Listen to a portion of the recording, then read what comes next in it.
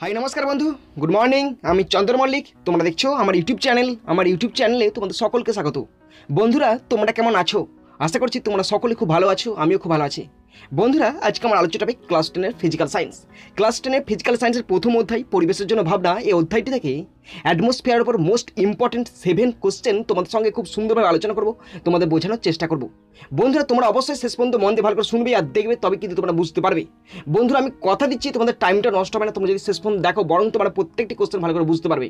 যদি বুঝতে পারো, ভালো লাগে অবশ্যই লাইক করে জানাবে, খারাপ লাগলে ডিসলাইক করে দেবে। বন্ধুরা, আমি চাই আমার এই পশ্চিমবঙ্গের প্রত্যেকটা ভাই বোনকে, পশ্চিমবঙ্গের প্রত্যেকটা বন্ধু বান্ধবীকে সাহায্য করতে। যদি তোমরা সত্যি ভিডিওটি ভালো লাগে থাকে, তোমাদের অবশ্যই শেয়ার করে প্রত্যেককে দেখার সুযোগ করে দেবে। তো চলো শুরু করছি। দেখে নাও most important 7 question on atmosphere. বন্ধুরা, প্রথমেই বলে রাখি, এই কোশ্চেনগুলি আমি ছায়ার ভৌতবিজ্ঞান সহায়িকা থেকে নিয়েছি, তোমাদের সঙ্গে শেয়ার করছি। তো সমস্ত ক্রেডিট ছায়ার ভৌতবিজ্ঞান সহায়িকার। বন্ধুরা, তোমরা যদি পিডিএফটি পেতে চাও, দেখো ডেসক্রিপশন বক্সে আমার টেলিগ্রাম চ্যানেল লিঙ্কটা আমি দিয়ে দিচ্ছি, তোমরা সেখান থেকে জয়েন হয়ে পিডিএফটি ডাউনলোড করে নেবে। আমাদের প্রথম কোশ্চেন মানে 3 থেকে আজকে শুরু করছি। এর আগের কোশ্চেনগুলো কোনো এক সময় আলোচনা করে দিয়েছিলাম। আজকে আমাদের প্রথম কোশ্চেন 3-এর কোশ্চেন নাম্বার 3।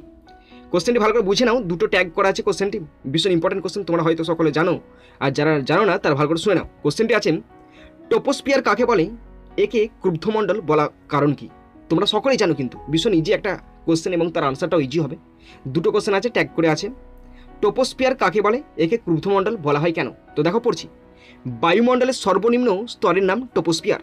এই স্তরটি ভূপৃষ্ঠ থেকে উপরের দিকে 10 কিমি উচ্চতা পর্যন্ত বিস্তৃত থাকে। তো আমরা সকলে জানি বায়ুমণ্ডলের সর্বনিম্ন স্তর কি? ট্রপোস্ফিয়ার। এটা ভূপৃষ্ঠ থেকে 10 কিমি উচ্চতা পর্যন্ত বিস্তৃত থাকে।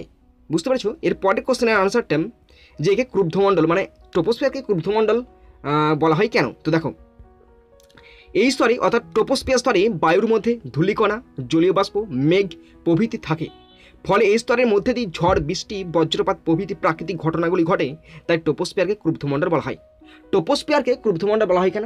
আর কেন বলা হয়? কারণ ট্রপোস্ফিয়ার বায়ুমণ্ডলের সর্বনিম্ন স্তর, আর এই স্তরে বায়ুমণ্ডলে বিভিন্ন উপাদান যেমন কি থাকে, বায়ুর মধ্যে ধূলিকণা থাকে, জলীয় বাষ্প থাকে, মেঘ থাকে প্রভৃতি এই স্তরের মধ্যে থেকে এগুলো উপস্থিতির কারণেই ঝড়, বৃষ্টি, বজ্রপাত প্রভৃতি প্রাকৃতিক ঘটনাগুলি ঘটে। তাই ট্রপোস্ফিয়ারকে বলা হয় ক্রুব্ধমণ্ডল। বুঝেছো? পরে কোশ্চেন 4-এর কোশ্চেন নাম্বার 4, ভালো করে শুনে নাও, ভীষণ ইম্পর্টেন্ট কোশ্চেন। ট্রপোস্ফিয়ারকে ক্রমহ্রাসমান উষ্ণতা স্তর বা লেয়ার অফ ফলিং টেম্পারেচার বলা হয় কেন? ভালো করে কোশ্চেনটি বুঝে নাও। ট্রপোস্ফিয়ারকে ক্রমহ্রাসমান উষ্ণতা স্তর বা লেয়ার অফ ফলিং টেম্পারেচার বলা হয় কেন? তো পড়ছি। ভূপৃষ্ঠ থেকে ট্রপোস্ফিয়ারের যত ঊর্ধ্বে যাওয়া যায়, বায়ুমণ্ডলে উষ্ণতা ক্রমশ কমতে থাকে। মানে ভূপৃষ্ঠ থেকে 10 কিমি উচ্চতা পর্যন্ত যে ট্রপোস্ফিয়ার বিস্তৃত, যতই ধীরে ধীরে উপরে যাওয়া যায়, বায়ুর উষ্ণতা কী হয়? ততই কমতে থাকে। প্রতি 1000 মিটার উচ্চতা বৃদ্ধিতে গড়ে 6.5 ডিগ্রি সেন্টিগ্রেড বা প্রতি 1000 ফিট উচ্চতা বৃদ্ধিতে 3.6 ডিগ্রি ফারেনহাইট হারে বায়ুর উষ্ণতা কমে। তাই এই স্তরকে ক্রমহ্রাসমান উষ্ণতা স্তর বলা হয়। ইজি কোশ্চেন, ভীষণ কোশ্চেনটা সহজা, তোমরা বুঝতেই পারছো। আবার রিপিট দিয়ে দিচ্ছি। ট্রপোস্ফিয়ারকে ক্রমহ্রাসমান উষ্ণতা স্তর বলা হয় কেন? ভূপৃষ্ঠ থেকে ট্রপোস্ফিয়ারের যতই ঊর্ধ্বে যাওয়া যায়, বায়ুমণ্ডলের উষ্ণতা ততই কমতে থাকে। প্রতি 1000 মিটার উচ্চতা বৃদ্ধিতে উষ্ণতা 6.5 ডিগ্রি সেন্টিগ্রেড হারে কমতে থাকে, বা প্রতি 1000 ফিট উচ্চতা বৃদ্ধিতে 3.6 ডিগ্রি ফারেনহাইট হারে উষ্ণতা কমতে থাকে। তাই ট্রপোস্ফিয়ার স্তরকে বলা হয় ক্রমহ্রাসমান উষ্ণতা স্তর। Next question number 5। স্ট্র্যাটোস্ফিয়ার কাকে বলে, একে শান্তমণ্ডল বলা হয় কেন? তো ভালো করে শুনে নাও, তোমরা কোশ্চেনটি জানো এবং আনসারটাও তোমরা জানো। স্ট্র্যাটোস্ফিয়ার কাকে বলে, একে শান্তমণ্ডল বলা হয় কেন? আমরা সকলে জানি ট্রপোস্ফিয়ারকে ক্রুব্ধমণ্ডল বলা হয় আর স্ট্র্যাটোস্ফিয়ারকে শান্তমণ্ডল বলা হয়। এবার কোশ্চেনটি এখানে আছে, স্ট্র্যাটোস্ফিয়ার কাকে বলে, দুটো কোশ্চেন আছে ট্যাগ করে, আর এর স্ট্র্যাটোস্ফিয়ার স্তরকে কেন শান্তমণ্ডল বলা হয়? তো দেখো আমি পড়ছি, ভালো করে শোনো।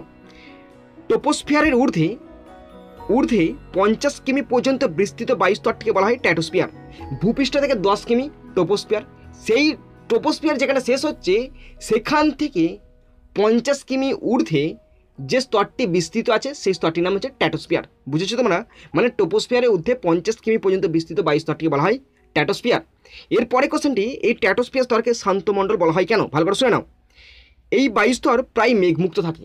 আমাদের ট্রপোস্ফিয়ার স্তরে যত রকম প্রাকৃতিক উপাদানগুলো থাকে, তাই তো, কিন্তু ট্রপোস্ফিয়ার স্তরের উপরের স্তর স্ট্র্যাটোস্ফিয়ার স্তরে মেঘ মুক্ত থাকে, মানে মেঘ নেই বললেই চলে।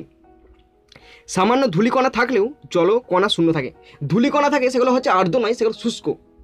ফলে এই স্তরে ঝড় বৃষ্টি বায়ু প্রবাহের সম্ভাবনাও নেই, তাই এই স্তরের নাম শান্তমণ্ডল। আর এই স্তরের মধ্যে দিয়ে আমরা সকলে জানি সমস্ত রকম এয়ারপ্লেন, জেট প্লেন প্রভৃতি চলাচল করে। ওকে, পড়ছি দেখো। তো ট্র্যাটোস্ফিয়ার কাকে বলে? ট্রপোস্ফিয়ারের ঊর্ধ্বে 50 কিমি পর্যন্ত বিস্তৃত বায়ু স্তরটিকে বলা হয় ট্র্যাটোস্ফিয়ার। ট্র্যাটোস্ফিয়ার স্তরকে শান্তমণ্ডল বলা হয় কেন? এই স্তর বায়ুমুক্ত, বায়ুমুক্ত বলছি, এই বায়ু স্তর প্রায় মেঘমুক্ত। সামান্য ধূলিকণা থাকলেও জলকণা শূন্য, মানে শুষ্ক, ধূলিকণাগুলো শুষ্ক অবস্থা থাকে। ফলে এই স্তরে ঝড় বৃষ্টি বায়ু প্রবাহের সম্ভাবনাও নেই, তাই এই স্তরের নাম শান্তমণ্ডল। বন্ধুরা, next question number 6, ozone sphere কাকে বলে? আরেকটি কোশ্চেন দেওয়া আছে, এই স্তরটি আমাদের পক্ষে খুব গুরুত্বপূর্ণ কেন? তো ভীষণ ইম্পর্টেন্ট কোশ্চেন আমার মতে মনে হয়, তোমরা ভালো করে বুঝে নাও, তোমরা নিজেরা লিখতে পারবে বুঝে গেলে। তো তোমরা জানো অনেকে। কোশ্চেনটা আবার রিপিট করছি, ওজোন স্ফিয়ার কাকে বলে? এই স্তরটি আমাদের পক্ষে, মানব জাতির পক্ষে কেন গুরুত্বপূর্ণ? ওকে, তো পড়ছি প্রথমে এই কোশ্চেনটি, ওজোন স্ফিয়ার কাকে বলে? স্ট্র্যাটোস্ফিয়ারের ওপরের দিকে ভূপৃষ্ঠের সাপেক্ষে 16 থেকে 30 কিমি পর্যন্ত বিস্তৃত অঞ্চলটিতে বায়ুর মধ্যে ওজোন অর্থাৎ O3 গ্যাসের উপস্থিতি লক্ষ্য করা যায়। সেই জন্য এই অঞ্চলটিকে ওজোন স্ফিয়ার বলা হয়। কি বলা হলো? স্ট্র্যাটোস্ফিয়ারের ওপরের দিকে ভূপৃষ্ঠের সাপেক্ষে 16 থেকে 30 কিমি পর্যন্ত বিস্তৃত অঞ্চলটিতে বায়ুর মধ্যে ওজোন মানে হচ্ছে O3 গ্যাসের প্রাধান্য লক্ষ্য করা যায়, তাই এই অঞ্চলটিকে ওজোনোস্ফিয়ার বলা হয়। বুঝেছো? এরপরে কোশ্চেনটি ছিল, এই স্তরটি আমাদের পক্ষে কেন গুরুত্বপূর্ণ? তো পড়ছি দেখো। ওজোন গ্যাসের স্তর সূর্য থেকে আসা অতিবেগুনি রশ্মিকে শোষণ করে নেয়। এই যে স্ট্র্যাটোস্ফিয়ার স্তরের মধ্যে যে ওজোন স্ফিয়ার বলে একটা স্তর আছে, এই স্তরের মধ্যে ওজোন গ্যাস বর্তমান থাকে। আর এই ওজোন গ্যাসের কাজ কি? এই ওজোন গ্যাস সূর্য থেকে আসা বিভিন্ন রকম ক্ষতিকারক অতিবেগুনি রশ্মিগুলোকে পুরো অ্যাবজর্ব করে নেয়, শোষণ করে নেয়। অতিবেগুনি রশ্মি জীবজগতের পক্ষে খুবই ক্ষতিকর। আমরা তো সকলে জানি যে আল্ট্রাভায়োলেট রেটা সূর্য থেকে আসছে, যদি আমাদের পৃথিবীতে, আমাদের এখানে যদি বলবো এখানটায় ট্রপোস্ফিয়ার ভেদ করে যদি চলে আসে, তাহলে দেখবে আমাদের অনেক রকম সমস্যা হয়। আসছে মানে বর্তমানে ওজোন স্তর ক্ষয় হচ্ছে, তার ফলে কিছুটা আসছে, কিন্তু সামান্য পরিমাণে আসছে। যদি সবটা আসতো তাহলে কিন্তু মানুষের এখানে অস্তিত্ব টিকিয়ে রাখা খুব দুষ্কর হয়ে পড়তো। তাই বলছে অতিবেগুনি রশ্মি জীবজগতের পক্ষে খুবই ক্ষতিকারক। সুতরাং ওজোন স্ফিয়ার স্তরটি সূর্যের এই ক্ষতিকারক রশ্মি থেকে পৃথিবীকে রক্ষা করে। এই জন্য এই স্তরটি আমাদের পক্ষে খুবই গুরুত্বপূর্ণ। তো ভালো করে শুনে নাও তোমরা, ওজোন গ্যাসের স্তর সূর্য থেকে আসা অতিবেগুনি রশ্মিকে শোষণ করে নেয়। অতিবেগুনি রশ্মি জীবজগতের পক্ষে খুবই ক্ষতিকারক। সুতরাং ওজোন স্ফিয়ার স্তরটি সূর্যের এই ক্ষতিকারক রশ্মি থেকে পৃথিবীকে রক্ষা করে। এই জন্য এই স্তরটি আমাদের পক্ষে খুবই গুরুত্বপূর্ণ। বন্ধুরা, নেক্সট কোশ্চেন নাম্বার 7, মেসোস্ফিয়ার কাকে বলে? মেসোস্ফিয়ারের সর্বোচ্চ অংশটিকে কি বলা হয়? মেসোস্ফিয়ার কাকে বলে? মেসোস্ফিয়ারের সর্বোচ্চ অংশটিকে কি বলা হয়? দুটো কোশ্চেন দেওয়া আছে, ট্যাগ করে দেওয়া আছে, তোমরা জানো কোশ্চেনগুলি, আনসারগুলি তোমরা জানো, ভীষণ ইজি কোশ্চেন, ভালো করে শুনে নাও আনসারগুলি। স্ট্র্যাটোস্ফিয়ারের ঊর্ধ্বেই 50 থেকে 80 কিমি উচ্চতা পর্যন্ত বিস্তৃত বায়ুমণ্ডলীয় স্তরটিকে বলা হয় মেসোস্ফিয়ার। ভালো করে বুঝেছো? আবার রিপিট করছি, স্ট্র্যাটোস্ফিয়ারের ঊর্ধ্বে, ট্রপোস্ফিয়ার, স্ট্র্যাটোস্ফিয়ার, বুঝতে পারছো? স্ট্র্যাটোস্ফিয়ারের ঊর্ধ্বে 50 থেকে 80 কিমি উচ্চতা পর্যন্ত বিস্তৃত বায়ুমণ্ডলীয় স্তরটিকে বলা হয় মেসোস্ফিয়ার। আর এই স্তরের সর্বোচ্চ মানে একদম ঊর্ধ্বসীমা স্তরটিকে কি বলা হয়? মেসোপোজ বলা হয়। মেসোপোজ বলা হয়। বুঝেছো? তাহলে মেসোস্ফিয়ার স্তরটি কাকে বলা হয়? স্ট্র্যাটোস্ফিয়ারের ঊর্ধ্বে 50 থেকে 80 কিমি উচ্চতা পর্যন্ত বিস্তৃত বায়ুমণ্ডলীয় স্তরটিকে বলা হয় মেসোস্ফিয়ার। এই স্তরের সর্বোচ্চ স্তরটির নাম হচ্ছে মেসোপোজ। বন্ধুরা, নেক্সট কোশ্চেন নাম্বার 8, ভীষণ ইম্পর্টেন্ট কোশ্চেন, ভালো করে শোনো। থার্মোস্ফিয়ার কাকে বলে আর এরূপ নামকরণের কারণ কি? মানে থার্মোস্ফিয়ার কাকে বলে একটা কোশ্চেন দেওয়া আছে, তার সঙ্গে ট্যাগ করা আছে থার্মোস্ফিয়ার নামকরণের কারণ কি। তো দেখো পড়ছি, ভীষণ ইম্পর্টেন্ট কোশ্চেন, আমরা সকলে জানি, কিন্তু একটু সাধারণভাবে বুঝলি না, তার মানে আমি আগে তোমায় বুঝিয়ে দিচ্ছি। দেখো থার্মোস্ফিয়ার নামকরণের কারণটা আগে বুঝিয়ে দিচ্ছি তোমাদেরকে। থার্মো মানে কি? থার্মো মানে হচ্ছে তাপ, স্ফিয়ার মানে স্তর, মানে যেই স্তরে তাপমাত্রা বাড়তে থাকে সেটাই থার্মোস্ফিয়ার। এ তো ইজি কোশ্চেন। এবার এটাকে লিখতে হবে যে কত তাপমাত্রা বাড়ছে, কি বাড়ছে, সেটা তোমরা বই পড়লে বুঝতে পারবে। ওকে, দেখো পড়ছি, থার্মোস্ফিয়ার কাকে বলে? মেসোস্ফিয়ারের ওপরে 80 কিমি থেকে 480 কিমি উচ্চতা পর্যন্ত বিস্তৃত বায়ুমণ্ডলীয় স্তরটির নাম থার্মোস্ফিয়ার। বুঝে গেছো তোমরা? আবার পড়ছি, মেসোস্ফিয়ারের ওপরে 80 থেকে 480, বুঝতে পারছো, 80 থেকে 480 কিমি উচ্চতা পর্যন্ত বিস্তৃত বায়ুমণ্ডলীয় স্তরটিকে বলা হয় থার্মোস্ফিয়ার। এরপরে কোশ্চেনটি, থার্মোস্ফিয়ার নামকরণের কারণ কি? একদম ইজি করে আছে, তোমরা মুখস্থ করে নেবে, একদম শুনলে মুখস্থ হয়ে যাবে। দেখো বায়ুমণ্ডলের উচ্চতা বৃদ্ধির সাথে সাথে এই স্তরের তাপমাত্রা অস্বাভাবিক হারে বাড়তে থাকে। বায়ুমণ্ডলে উচ্চতা বৃদ্ধির সাথে সাথে এই স্তরের তাপমাত্রা একদম অস্বাভাবিক হারে বাড়তে থাকে। তোমাদেরকে আমি এখানে একটা কোশ্চেন করলাম, তোমরা কোশ্চেনের আনসারটা ডিসক্রিপশন বক্সে কমেন্ট বক্সে কমেন্ট করে দেবে। কোশ্চেনটি হচ্ছে এমন একটি বায়ুমণ্ডলের স্তরের নাম করো যে স্তরে উষ্ণতা কমতে থাকে। দ্বিতীয় কোশ্চেন এমন একটি বায়ু স্তরের নাম করো যে স্তরে উষ্ণতা বাড়তে থাকে। তোমরা কোশ্চেনগুলো বুঝে নিচ্ছ, আনসারটা অবশ্যই কমেন্ট বক্সে লিখবে। দেখো, বায়ুমণ্ডলে উচ্চতা বৃদ্ধির সাথে সাথে এই স্তরের তাপমাত্রা অস্বাভাবিক হারে বাড়তে থাকে।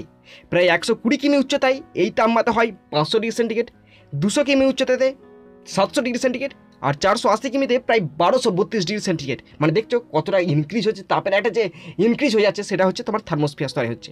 উষ্ণতা খুব বেশি থাকে বলে এই স্তরের নাম থার্মোস্ফিয়ার। বুঝেছো? আবার রিপিট করছি, বায়ুমণ্ডলের উচ্চতা বৃদ্ধির সাথে সাথে এই স্তরের তাপমাত্রা, মানে এই স্তর মানে কোনটা থার্মোস্ফিয়ার স্তরের তাপমাত্রা অস্বাভাবিক হারে বাড়তে থাকে। প্রায় 120 কিমি উচ্চতায় তাপমাত্রা হয়, ভেবে নাও 500 ডিগ্রি সেন্টিগ্রেড। কল্পনা করতে পারছো? এবং 200 কিমিতে 700 ডিগ্রি সেন্টিগ্রেড, আর 480 কিমিতে একদম 1232 ডিগ্রি সেন্টিগ্রেড। আর দেখতে পাচ্ছ একটা যে তাপমাত্রা যে ক্রমবর্ধমান একটা মিটার উঠছে, তাপে যে মিটারটা উঠছে সেটাই হচ্ছে থার্মোস্ফিয়ার। ওকে বন্ধুরা, আমাদের লাস্ট কোশ্চেন নাম্বার 9, ভালো করে শুনে নাও, ইজি কোশ্চেন আছে। আয়নোস্ফিয়ার কাকে বলে, এইরূপ নামকরণের কারণ কি? আয়নোস্ফিয়ার কাকে বলা হয়, এইরূপ নামকরণের কারণ কি? পড়ছি দেখো, থার্মোস্ফিয়ারের নিচের অংশের 80 থেকে 400 কিমি বায়ুস্তরটিকে নাইট্রোজেন ও অক্সিজেন ইত্যাদি অনুর প্রাধান্য থাকে, তাই এই অঞ্চলের নাম আয়নোস্ফিয়ার। আয়নোস্ফিয়ার মানে কি? থার্মোস্ফিয়ারের নিচের অংশে 80 থেকে 400 কিমি বায়ুস্তরটি নাইট্রোজেন ও অক্সিজেন অনুর প্রাধান্য থাকে। মানে থার্মোস্ফিয়ারের নিচের অংশের উচ্চতা বলে দিয়েছে 80 থেকে 400 কিমির মধ্যে, এই বায়ুস্তরতে নাইট্রোজেন আর অক্সিজেনের প্রাধান্য থাকে, তাই আয়নোস্ফিয়ার বলা হয়। এরপর বলা আছে এরূপ নামকরণের কারণ কি? ভালো করে শুনে নাও, ভীষণ ইজি। সূর্য থেকে বিচ্ছিরিত উচ্চ শক্তি সম্পন্ন গামা রশ্মি, এক্স রশ্মি ও মহাজাগতিক বিকিরণের প্রভাবে এই অঞ্চলে নাইট্রোজেন ও অক্সিজেন গ্যাসের অণুগুলি ভেঙে গিয়ে অসংখ্য আয়ন বা তড়িৎগ্রস্ত কণার সৃষ্টি করে। এখানে বোঝার ব্যাপার আছে, মানে সূর্য থেকে মহাজাগতিক রশ্মিগুলো যেগুলো আসে, তার মধ্যে গামা রশ্মি, এক্স রশ্মি, এইগুলোর ফলে এই হাইড্রোজেন অক্সিজেন এই যে অণুগুলো আছে পুরো ভেঙে যে আয়নিত হয়ে যায় এবং তড়িৎগ্রস্ত করার সৃষ্টি করে, তাই তো নাম হয়েছে আয়নোস্ফিয়ার। ওকে, সেই সঙ্গে অসংখ্য মুক্ত ইলেকট্রন উৎপন্ন করে, অর্থাৎ এই অংশের বায়ু আয়নিত অবস্থায় থাকে বলে এই অঞ্চলের নাম হচ্ছে আয়নোস্ফিয়ার। আবার পড়ছি, আমি এখানটা মার্ক করতে পারলাম না, তোকে দেখো পড়ে দিচ্ছি তোমাদেরকে। সূর্য থেকে বিচ্ছুরিত উচ্চ শক্তি সম্পন্ন গামা রশ্মি, এক্স রশ্মি ও মহাজাগতিক বিকিরণের প্রভাবে এই অঞ্চলে যে নাইট্রোজেন, হাইড্রোজেন, অক্সিজেনের অণুগুলি থাকে সেগুলো ভেঙে যায়, সেখানে ভেঙে গিয়ে তড়িৎগ্রস্ত কণা সৃষ্টি করে, সেই সঙ্গে অসংখ্য মুক্ত ইলেকট্রনও উৎপন্ন করে, অর্থাৎ এই অংশে বায়ু আয়নিত অবস্থায় থাকে, তাই এর নাম হচ্ছে আয়নোস্ফিয়ার। বুঝেছেন না বুঝে নাই? আমি হয়তো তোমাদের বলে দিচ্ছি এখানে হাইড্রোজেন, কিন্তু হাইড্রোজেন স্তরটা এখানে, হাইড্রোজেন গ্যাসটা এখানে নেই, তো আমি ভুল বলার জন্য তোমাদেরকে ক্ষমা চেয়ে নিচ্ছি। এখানে হাইড্রোজেন নেই, নাইট্রোজেন আর অক্সিজেন। ওকে, নাইট্রোজেন আর অক্সিজেন, ওটা ফ্লো হয়ে গেছে আমার।